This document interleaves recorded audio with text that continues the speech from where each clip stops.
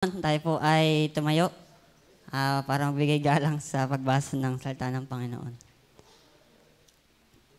Ating pong buksan ang ating pong mga Bible sa aklat po ng Luke, chapter 18, verse 1.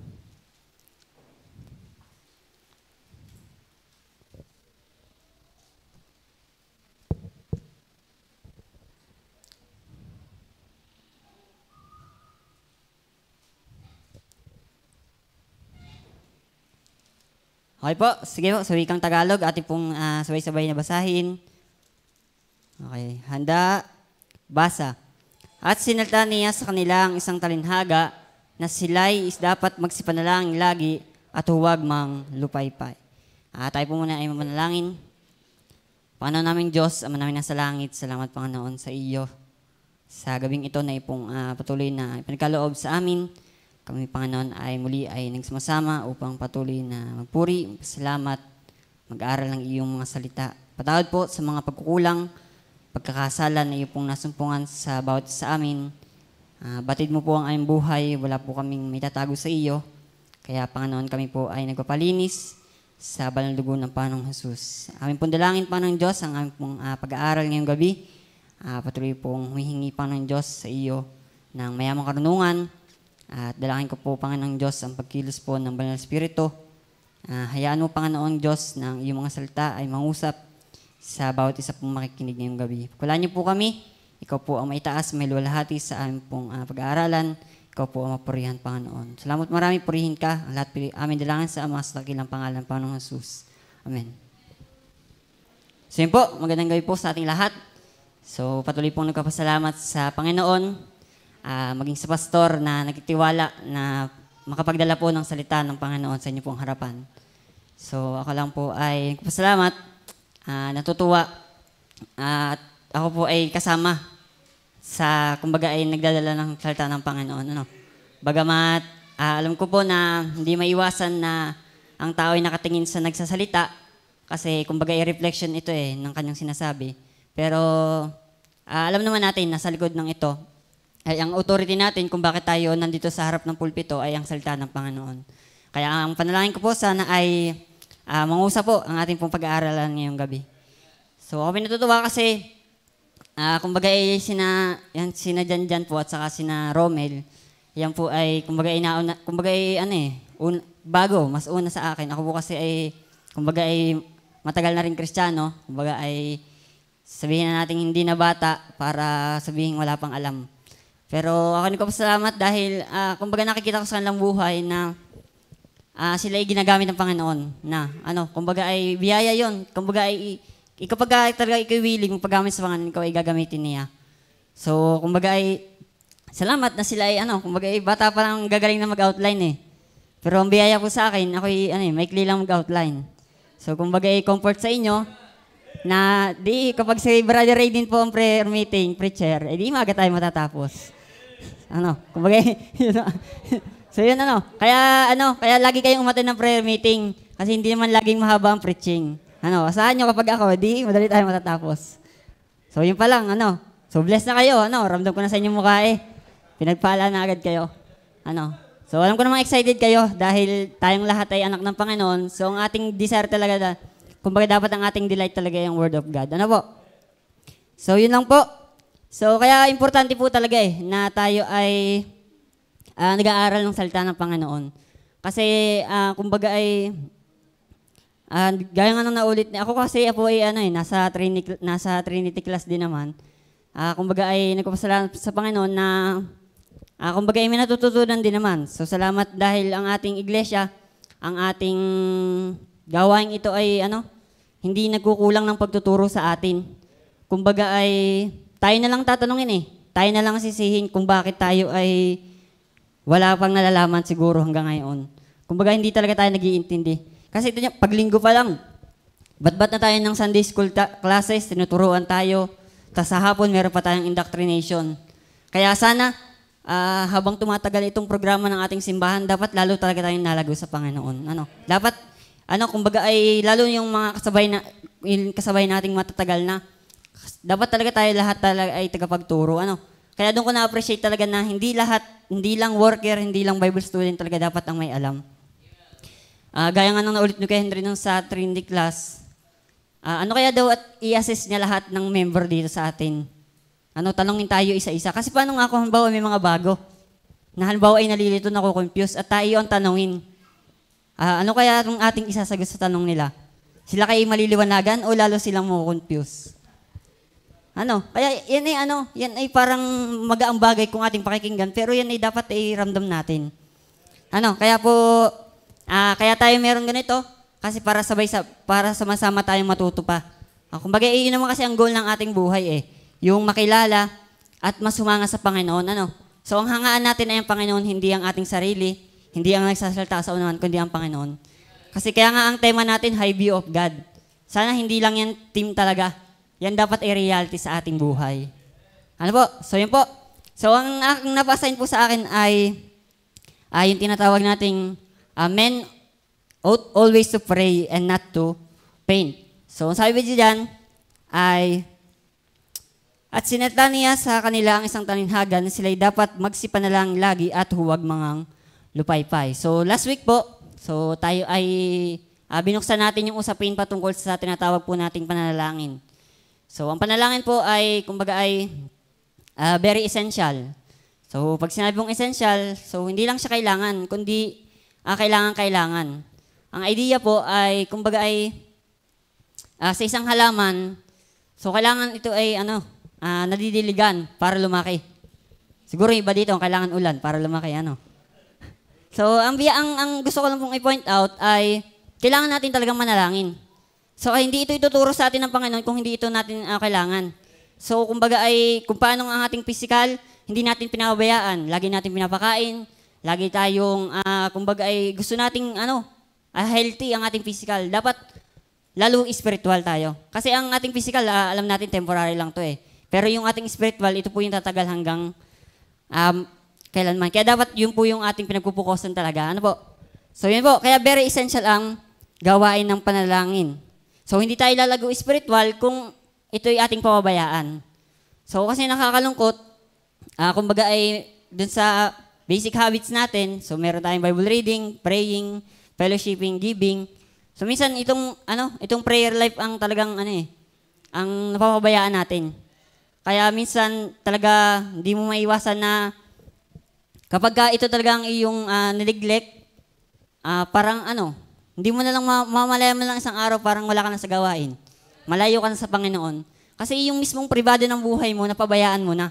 Kaya yung giving kasi parang public yan yung fellowshipping, Bible reading. Pero yung prayer life mo, pag yan talagang pinabayaan mo, yan talaga ang talagang hihilahin ka pababa. So tayo pa naman ngayon sa panahon ngayon ay tayo ay bombarded ng mga bagay na maglalayo talaga ng atensyon natin sa Panginoon.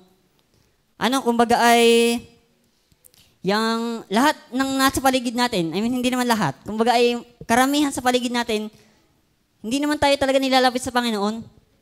Kaya kung hindi natin iingatan ang ating sarili, hindi tayo mananalangin, hindi tayo hihingi ng awa sa Panginoon, isang araw talaga, baka tayo wala na sa gawain. Kaya, i-desire talaga natin na tayo ay maging mapanalangin. Kaya tayo tinuturuan ito, kasi nga, kailangan natin. So, kaya po, yun, ang panalangin ay essential. Kung kailangan natin ang panalangin. So, dako po tayo dun sa ating pong topic. So, bakit nga ba inaasahan tayo? O bakit tayo tinuturuan ng Panginoon na laging manalangin? Kasi, napakaganda po ng mensahe nung last week. So, yung pagbubukas po, tinuruan tayo dun na so, kailangan natin ng manalangin. Kasi bukod sa tayo ay, tawag doon, ligtas, inutusan ng Diyos, at suportado ng Biblia, ngayon, tuturuan pa rin tayo manalangin. At sasabi po dyan, ay, men ought always to pray and not to paint. Kasi, nakakapagod. Kasi may ang bagay na, ang mundong ito ay nakakapagod naman talaga So, katulad kahapon, So, tayo ay maghapong naglaro. So imagine kung tayo ay diretso prayer meeting din noon, katulad ni Pastor Gary, ay baka nanalangin na tayo literal ngayon, habang nakikinig. Kasi nakakapagod naman talaga. Pero ang utos sa atin ng Diyos, manalangin tayo at huwag tayong mulong-paypay. Kasi ang panalangin ay kailangan natin. So yan ang magpapalakas sa atin. Kaya una nating makikita dito, ang sabi diyan sa verse 1, Luke chapter 18 verse 1. At sinalita niya sa kanila ang isang talinhaga na sila'y dapat magsipanalangin lagi at huwag mangang lupaypay. So unang makita po natin dyan, So number 1 po ay we are God's people. So ibig sabihin lang ay tayo ay, bakit tayo inutusan? Bakit tayo ay kailangan manalangin? Kasi tayo ay anak na ng Panginoon. So mahirap pong, kumbaga mahirap kasing alisin sa isang tao na siya muna ay kailangan maligtas bago siya lumapit sa Diyos. Kasi wala talagang, kumbaga, laging nating naririnig, o alam natin sa ating sarili, hindi tayo lalapit sa Diyos kung hindi muna tayo inilapit ng Diyos sa Kanya. So, kumbaga, kaya biyaya sa atin na tayo ay nakakalapit na, ay dahil tayo inilapit na ng Panginoon. Kumbaga, ay ligtas na tayo eh. Kumbaga, mayroon na tayong access. Kumbaga, pagpapasok ka sa isang mall, meron kang kumbaga, meron kang daladalang parang VIP pass. At salamat dahil tayo ay anak na ng Panginoon. Kasi imagine nyo kung gaya dati, kasi tayo naman na nagpe-pray din naman nung tayo mga unbeliever pa, di ba? Baka kahit yung unbeliever, hindi pa rin nagpe-pray, Kumbaga ang idea lang ay, ano yan? Ang idea lang ay yung tayo anak na ng Diyos, kaya tayo lumalapit sa Kanya. Kumbaga ay dati kasi, nung tayo unbeliever pa, tayo nanalangin din. Pero walang dating yun sa Panginoon Diga? Kasi alam mong kasi wala kang tunay na relasyon. Alam niyo po kasi bakit naging point yan? Sabi po dyan sa verse 1, at sinalita niya sa kanila ang isang talinhaga na sila ay dapat magsipanalangin. Ang kinakausap po dito ng Panginoon ay ang kanyang mga disipulo. So, ibig sabihin, ang usaping ito ay patungkol talaga sa mga anak ng Diyos. So, hindi tinuturuan ang tinuturuan talaga dito ng Panginoon ay ang kanyang mga alagad. So, tayo po ba? Tayo po ba ay mga anak talaga ng Panginoon? So, dapat talaga tayo ay nanalangin. Dapat tayo talaga ay nagpipray. Ang sabi po dyan, kumbaga ay foundation talaga ng isang, kung bakit ka manalangin o bakit ka lalapit sa Diyos ay yung pagiging anak niya. So, we are God's people. So, kaya laging nasa likod ng anumang ginagawa natin sa Diyos ay yun munang relasyon natin sa Kanya. So, hindi natin kasi magagawa ang isang bagay na totoo sa Panginoon kung wala talaga tayong tunay na relasyon sa Kanya. Kaya yung pananalangin, hindi yan kayang gawin ng totoo ng isang taong walang relasyon sa Panginoon. Kasi mahirap humingi sa hindi mo tatay. Tama ga? Kahit nga tatay mo, pag humingi ka, minsan hindi ka pa rin binibigyan Pero di lalo yung wala ka talagang relasyon sa Kanya. Imagine, halimbawa mo, bakit si Jimel ay nakakahingi agad kay pastor? Kasi may relasyon si Jimel kay pastor. Kumbaga hindi mo bigat sa loob ni pastor ang bigyan kasi anak niya Pero halimbawa ako hihingi kay pastor, siguro hindi. hindi bibigyan. Ayan. Hindi bibigyan. Yun. Yun lang po ang gusto kong makita sa inyo. Kasi tingnan niyo po, ang sabi ng Romans chapter 8, verse 15 to 16. Ang sabi po dyan ng Bible ay,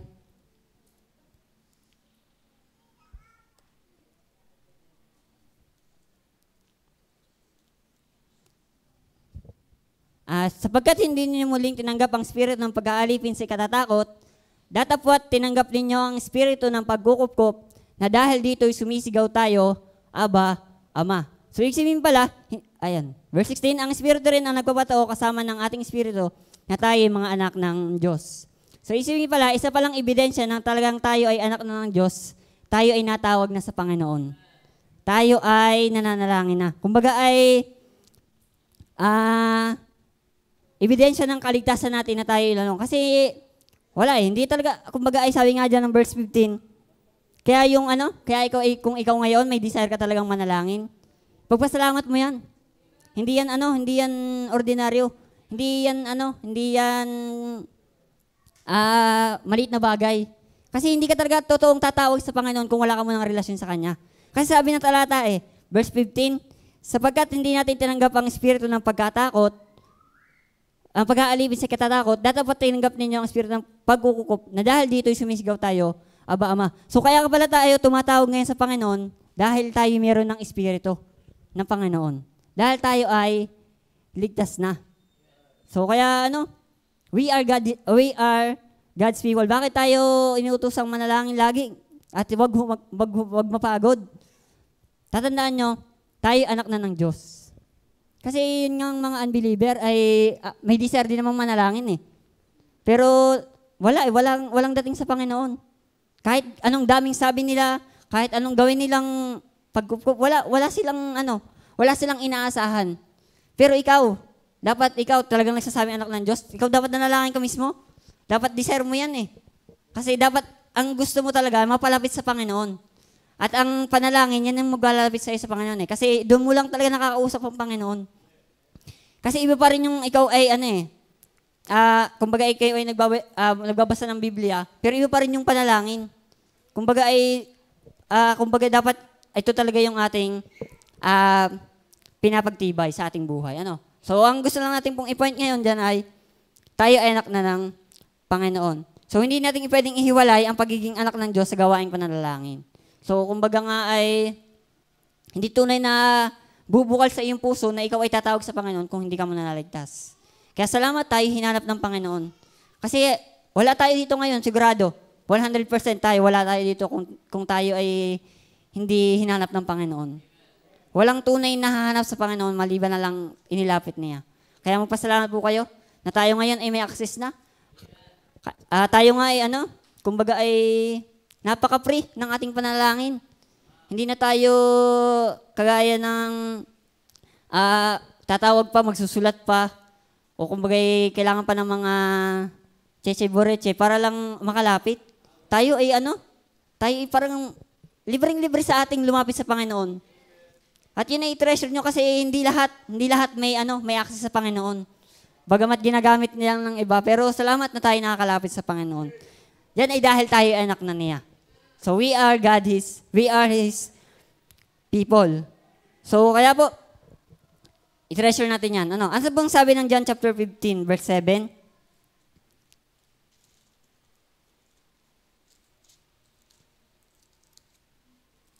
John 15:7, ang sabi po dyan, kung tayo ay magsipanatili sa akin at ang mga salita ko'y magsipanatili sa inyo, ay hingin ninyo ang anumang inyong ibigin at gagawin sa inyo. So, sabihin pala, ay kaya tayo nakakalapit sa Panginoon kasi tayo ay nasa Kanya na. Sabi nga dyan, kung kayo magpanatili sa akin at ang mga salita ko'y magsipanatili sa inyo, ay hingin ninyo ang anumang inyong ibigin at gagawin sa inyo. So, importante din po, makikita din natin dyan na importante yung salita ng Panginoon. Kumbaga ay, hindi mo mapaghiwalay yun eh. Bible reading at saka prayer. So, hindi pwedeng isa lang nagana sa ating buhay niyan. So, kumbaga dapat, hindi pwedeng ikaw ay Bible reader na hindi ka prayerful. At the same time, hindi ka naman pwedeng prayerful na wala kang Bible reading. So, dapat balance So, kaya sabi dyan, kung kayo magsipanatili sa akin at ang mga salita ko ay magsipanatili sa inyo, dapat talaga nanatili sa atin ang salita ng Panginoon. Kaya, yun po. We are God's people. So, kasi makikita natin dyan din, pagdating kasi, bakit kao na point on niya, ang sabi po ng Proverbs 28 verse 9, ang taong naglalayo ng kanyang pakinig sa kautusan, maging ang kanyang dalangin ay karumal-dumal. So, ibig sabihin pala, kahit pala tayo ay nananalangin pero ang ating palang puso ay malayo sa Bible, o kumbaga ay nilalayo natin ang ating pakinig, ayaw natin sa salita ng Panginoon. Kahit pala yung ating dalangin, hindi tinatanggap ng Diyos, kahit tayo anak na niya. Kaya importante din, kaya makikita po talaga natin yan yung kahalagahan talaga, na ikaw ay, kumbaga nanalangin, at the same time, ikaw ay Bible reader din. So kaya, pag yung dalawang yan, pinabayaan natin, yan talaga ang hihila sa atin palayo sa Panginoon. Kaya, yun po, gusto nating i-point lang ay tayo anak na ng Panginoon. So manalangin tayo. I-pray, kumbaga ay natin sa ating buhay na tayo laging manalangin. Kasi nakakapagod naman talaga ang mundo. So kaya kung hindi ka magpe-pray, ay wala kang kapahingahan. Kumbaga ay ito yung nagiging rest natin sa mundong nakakapagod. So, at nakakatuwa pa, kaya ka nakakalapit dahil tayo anak na niya. So yun po ang number 1 nating point. So, yun po. Bakit tayo mananalangin? Men ought always to pray and not to faint. Number 1 ay, we are God's people. Pangalawa po, na ating makikita dyan ay, sa verse 1 pa rin, ang sabi po dyan, sa ating text, Luke chapter 18, verse 1, ay,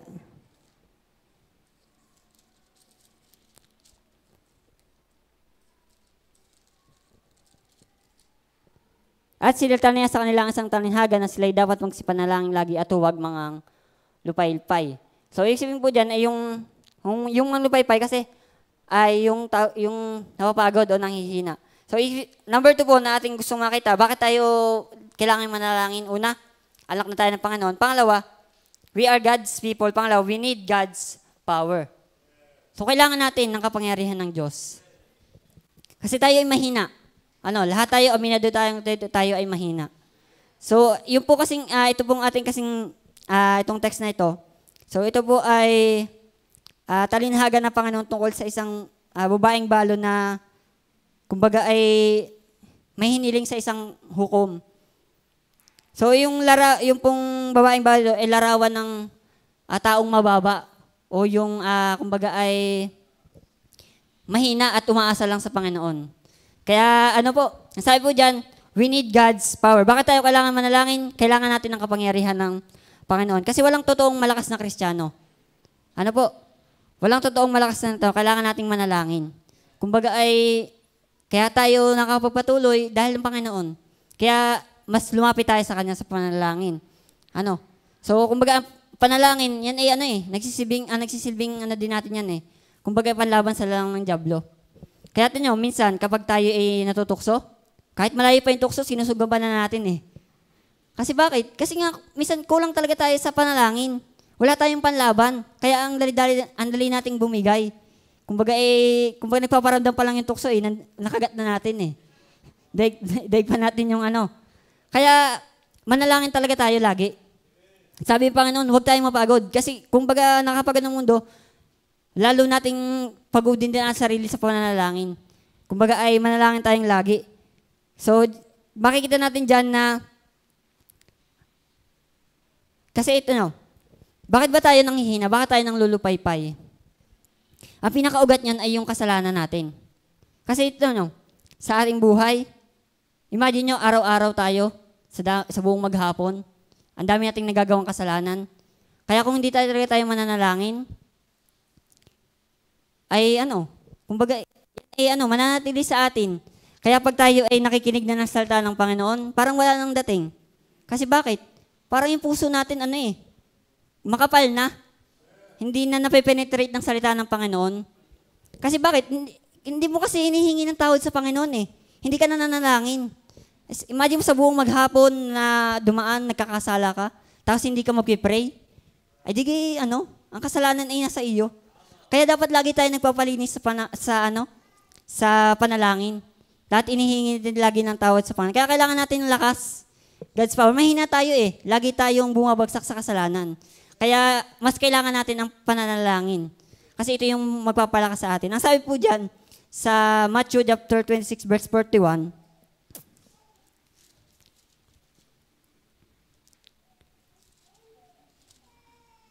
ang sabi po ng Bible diyan, ay, kayong mga puyat at magsipanalangin upang huwag kayong magsipasok sa tukso. So, nakakalungkot kasi sa ibang bagay, napupuyat tayo, pero sa panalangin, hindi.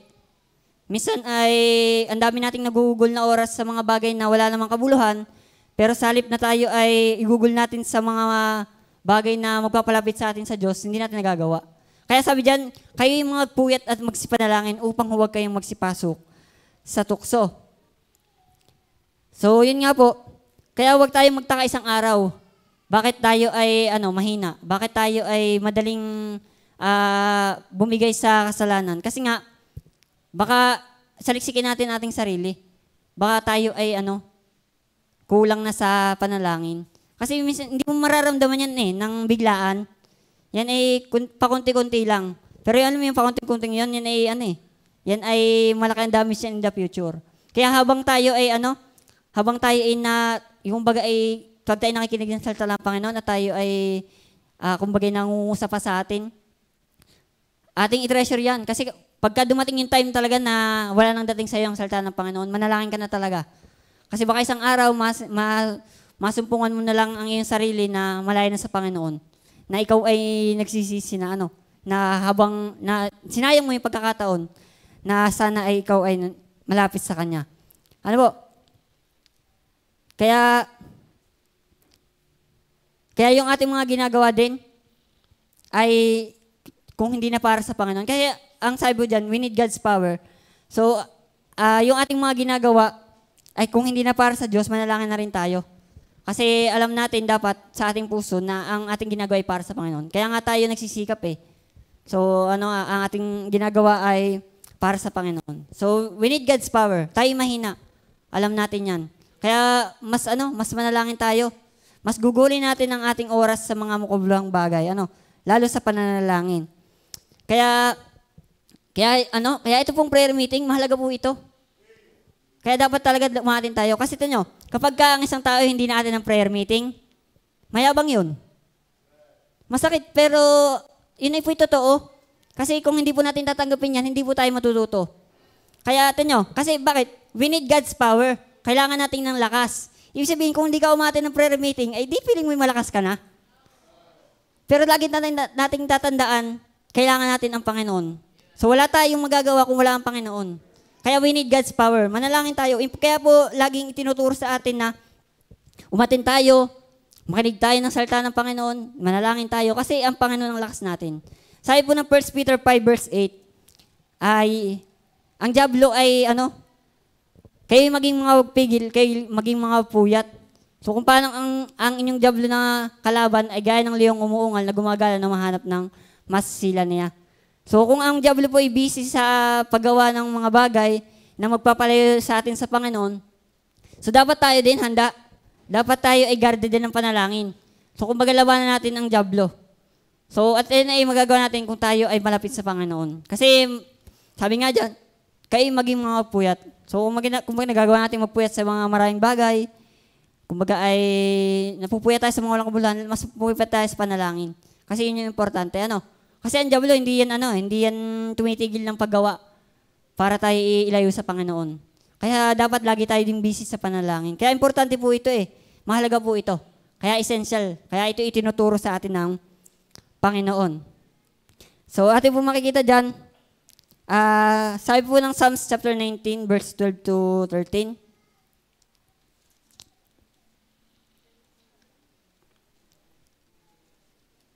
sino makasiyasak ng kanyang mga kamalian, paliwanagan mo ako sa mga kubling kamalian.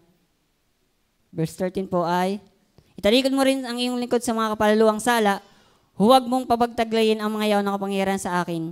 Kung magkagay, magiging matuwid ako at magiging malinis ako sa aking pagsalangsang. So yan po, ang idea lang po niyan ay manalangin tayo. Kasi ang sabi po dyan, huwag mong pabagtaglayin ang mga yaw na kapangyarihan sa akin. So yung mga kasalanan natin ay huwag na nating panatilihin sa atin. So kumbaga i-confess na natin sa Panginoon.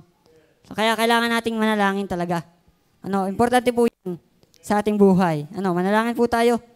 So kumbaga ay mauuhaw tayo sa Diyos. Kasi nauuhaw nga tayo sa maraming bagay eh. Ang mas kauhaw natin ay ang Diyos.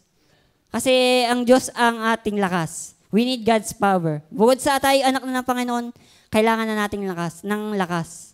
Tayo mahina. Tatandaan niyo po. So walang malakas dito na kayang labanan ang dyablo. Kaya mahalaga ang panalangin.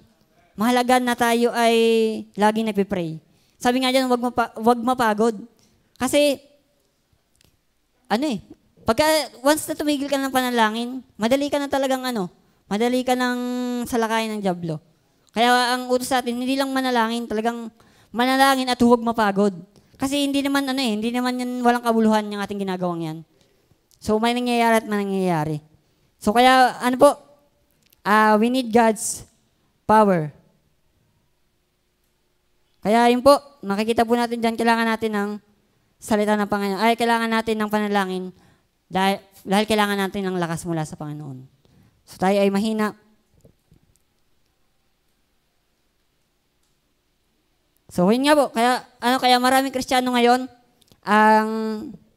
kumbaga ay wala na sa Panginoon dahil kulang na sila sa panalangin. Yung ating pong mga pinagpipray tuwing midnight prayer meeting, so ako po naniniwala hindi sila nawala ng basta na lang. So merong nagkulang sa kanila. Kaya wag na nating hintayin na tayo ay mapasama pa doon. Hanggat tayo ay may lakas, hanggat tayo ay may pagkakataon pa, manalangin tayo. Kailangan natin yan. So walang malakas sa atin. So kailangan natin ng Panginoon. Kaya wag nating hintayin na tayo ay ilayo ng Panginoon, kumbaga ay paluin pa niya para lang tayo ay lumapit sa Kanya. Hanggat may pagkakataon tayo, mas pagtibayan natin ang ating sarili. Kasi nga mahina tayo. So, ang kailangan natin ng Panginoon. Kailangan natin ng kapangyarihan niya. So, kaya kailangan po natin ng panalangin. So, importante po tayo dyan. Sabi nga dyan sabi po nung Psalms chapter 42, ay, isang illustration lang po ito. Sabi po doon ay, kung paanong humihinga lang usa sa pag-auho sa tubig ng mga batis, gayon humihinga lang aking kaluluwa sa pagkasabik sa iyo, O Diyos. Kinahuha ng aking kaluluwa ang Diyos, ang buhay na Diyos, kailan ako parito at harap sa iyo. So, ang gusto ko lang point po dito ay tayo mauhaw sa Diyos. Kasi kung paanong tayo nauuhaw sa nakapagod na mundong ito, ang ating pahinga ay ang Panginoon. So, kailangan natin siya. Kumbaga ay i-desire natin siya sa ating buhay. Ano po? So, nawa po ay nakakarating ito sa inyo. Na mahalaga. Importante po ang panalangin. Huwag niyo pong iismulin yan. Na kala mo malakas ka pa, yung pakaramdam mo ngayon, kahit minsan nakakaligtaan mo manalangin. Huwag pa tayong pakakampante. Kasi minsan, dyan talaga tayo titirahin. Kaya importante po ang manalangin. Mag-pray tayo sa Panginoon. Ano po? So una nating makikita po ay we are God's people. Pangalawa ay yung we need God's power. Kailangan po natin ang lakas mula sa Panginoon.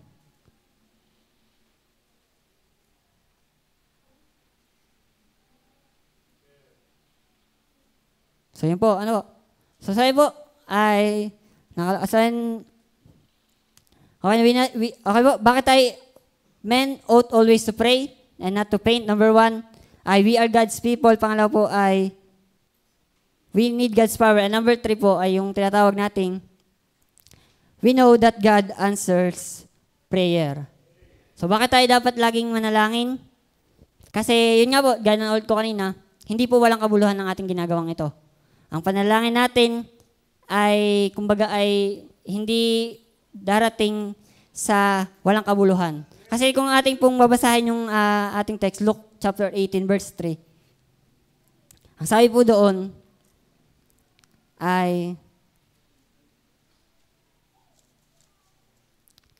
at sa bahay ngayon ay may isang babaeng balo at siya'y naparoong madala sa kanya na sinasabi, iganti mo ko sa aking kaalit. At may ilang panahon na siya'y tumatanggi, datapwat pagkatapos ay sinabi sa kanyang sarili, bagamat di ako natatakot sa Diyos at di napipitagan sa tao, gayon man, sapagkat nililigalig ako ng baong ito, ay igaganti ko siya, baka niya ako bagabagi ng kaparito. So, ang gusto ko lang i-point dyan, number 3, ay we know that God answers prayer. So, bakit tayo kailangan manalangin lagi? So, tayo po kasi ay, alam natin na ang Diyos ay sumasagot ng mga panalangin. Kaya dapat hindi tayo nagsasawang manalangin. Ano po? Kasi kasiyahan natin na tayo ay sinasagot sa ating panalangin. Kasi ito nyo, ang sabi po dyan, dito sa example na binigay sa atin, sa talinhaga ng Panginoon, meron ditong babaeng bao na humiling sa isang hukom. Pero ito nyo ang sabi dito, ang description dito, itong likong hukom na ito, ay dahil siya nililigalig ng babaeng bao. So kaya ginawa niya yung gusto ng babaeng bato na iganti ko siya. So gayon din po sa atin. Sa tayo ay manalangin lagi sa Panginoon. Ligaligi din natin ang Panginoon.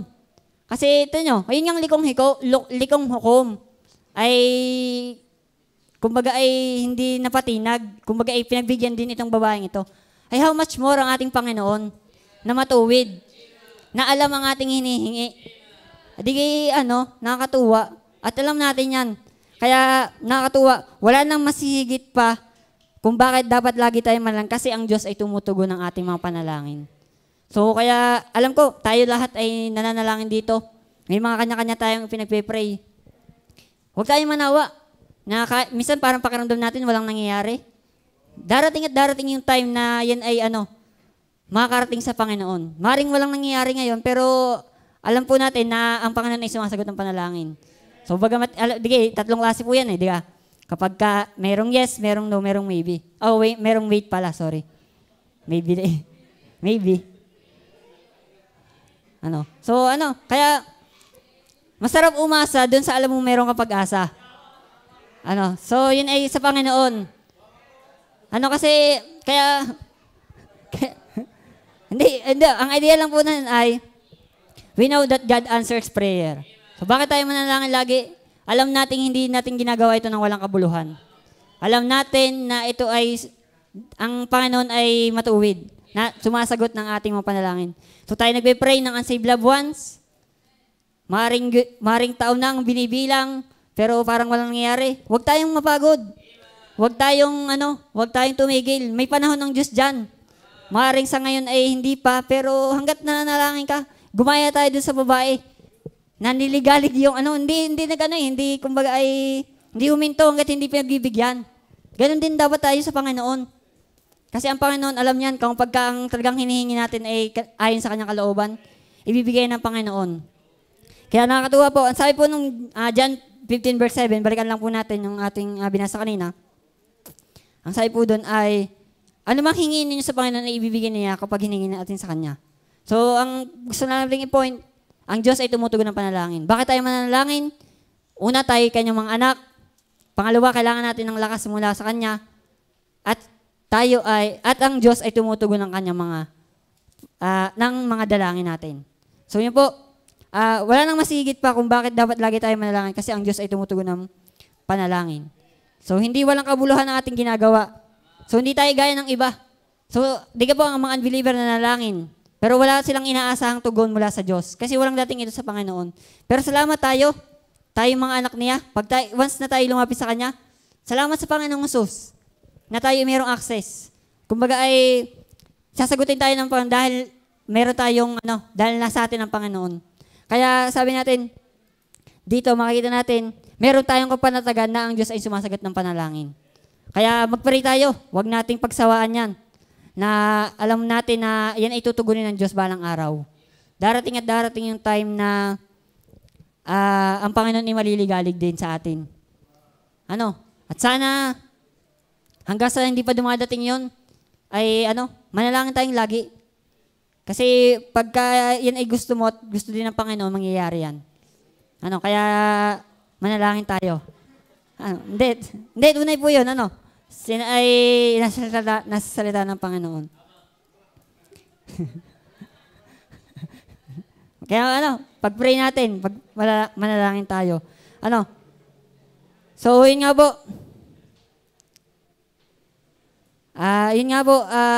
Kumbaga ay hindi walang kabuluhan ang ating ginagawa. Sabi nga po dyan, sa Luke chapter 11, verse 9 to 13. So ito po sabi po dyan, at sinasabi ko sa inyo, magsihingi kayo at kayo ibibigyan. Magsihanap kayo at kayo makakasumpong. Magsituktok kayo at kayo ay bubuksan. Sapagkat ang bawat humihingi ay tumatanggap. So maliwanag po, bawat humihingi ay tumatanggap. At ang umahanap ay nakakasumpong. At ang tumutuktok ay binubuksan. At aling ama sa inyo na kung humingi ang kanyang anak ng isang tinapay ay bibigyan niya ng bato. So sabi ng Bible, wala namang matinong ama na mayroong anak na humingi ng tinapay ang binigay ay bato. So ganun din sa Panginoon. Kaya wag tayong tumigil sa panalangin. Kasi kapag tayo humingi sa Panginoon, bibigyan niya tayo. So, siya ama natin. Sabi nga dyan, ay bibigyan niya ng bato o ng isda kaya at ibibigyan niya ahas.